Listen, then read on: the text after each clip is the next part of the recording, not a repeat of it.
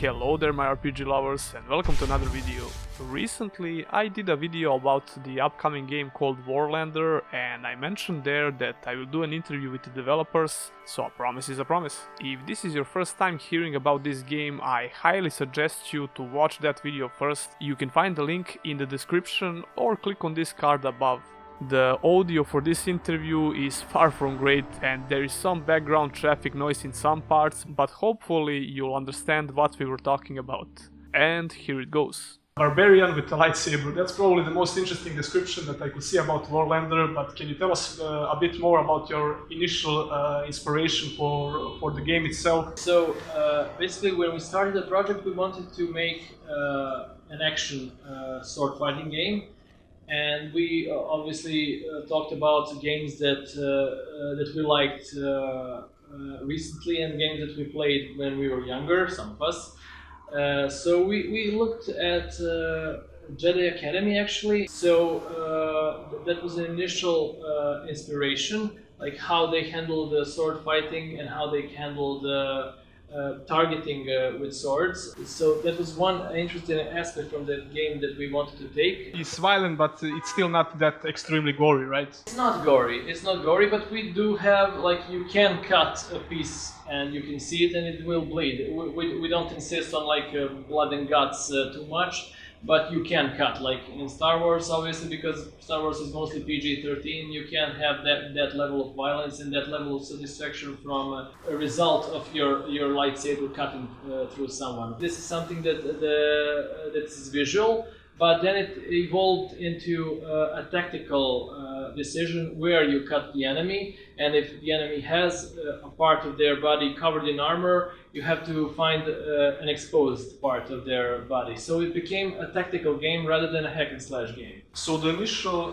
reactions of people might be that this is a pure hack and slash game, but this is not the case because the combat is stamina based and it's a lot more tactical. Like you said, the controls are also really responsive from that short gameplay demo that I tried, so that is really important in a game like this. And how about character progression and itemization? Can we expect to find different weapons and armors, and how can we basically upgrade our character? The central upgrade hub in the game is a demonic tree that will allow our character to progress with powers and combat moves. As we could see, we feed that tree with some parts, as we could see from one trailer, right? Yes, exactly. So that tree is kind of a gameplay loop where you will, by cutting enemies, you will bring pieces of enemies to the tree, and the tree will reward you with special progression. And so it's literally a skill tree. How about character customization? I mean, we already know that it's a predetermined character, but can we expect to be able to change things like hairstyle, the beard, tattoos, and some cosmetic stuff like that? Yes, cosmetic stuff will probably be implemented. We won't have armor because the character is a druid that is resurrected by the forest, and he has a very specific look. But facial hair and cute hairstyle or some specific tattoos will probably be an option. Beard or no beard? Personally, I think he is not a beard guy, but we'll see. We'll let players decide. Can you tell us a bit more about the story and the world of Warlander? Because if I'm not mistaken, you're on a different planet, right? Yes, we never mentioned in the game that it is a different planet, but it's obviously not Earth. It took inspiration from the medieval clans. Scottish Highlanders, right? Highlanders, exactly. I mean, that's where we want the association to be clear. Warlander or Highlander. The main character is Warheart, like again Braveheart. So these are the things that we really wanted to make clear from the start, that it's clan culture. And one thing that we also wanted to explore is old gods, pre-Christianity religions. And paganism and druids, but not druids like you find in modern games that transform into animals and have these special magical powers, but really old druids that sacrifice to the forest and People highly connected to the nature, basically. Yes, and maybe some pretty grim gods and grim creatures that live in the forest. And the forest is one of the central hubs of the game that will tell a very important part of the story. It's a character of itself.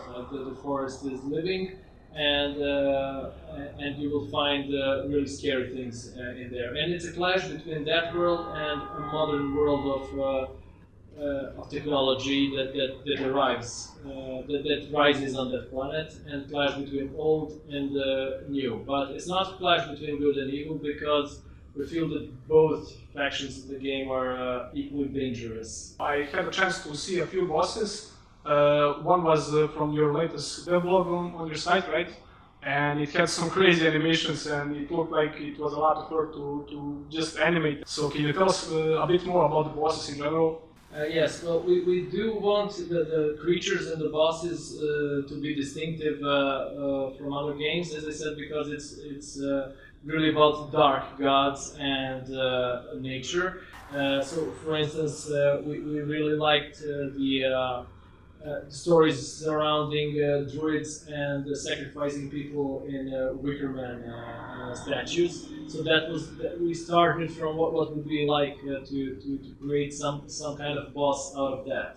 And then we also explored some other forest gods and female representations of the forest that also are present in old Celtic mythologies, and some bosses are derived from there. You mentioned briefly a hub area, right? So we're gonna have a hub area in the world. Can we, like for example in Dark Souls 3, you have a hub area where you fast travel from to different areas. Can we expect something like that? Can we progress our character in the hub area, or it will be seamless while we play? The progression as planned now will only be possible in the hub area, so the players will not be able to upgrade the character in any way before they arrive back to the ancient tree that we mentioned. And you will be able to spend as much time as you want in the hub area, talking to various NPCs and exploring that special part of the forest that is your home. And how about the ports for consoles? I already know that it's planned to be released on PC and PS4, right? And possibly Xbox One, right? Yes, we're definitely planning to release on as many platforms as possible. So we're not a big AAA team, and we can't make any promises, but PlayStation and PC are something that is our initial goal, and we're looking into Xbox. Okay, can you just hint us at least the release date on Steam? It says 2019, right? We don't have a precise date. It's still. We do plan to finish it by 2019, and when the exact release date is probably going to do a lot more with marketing at this point than the finished product itself. So we'll get back to you in a few months.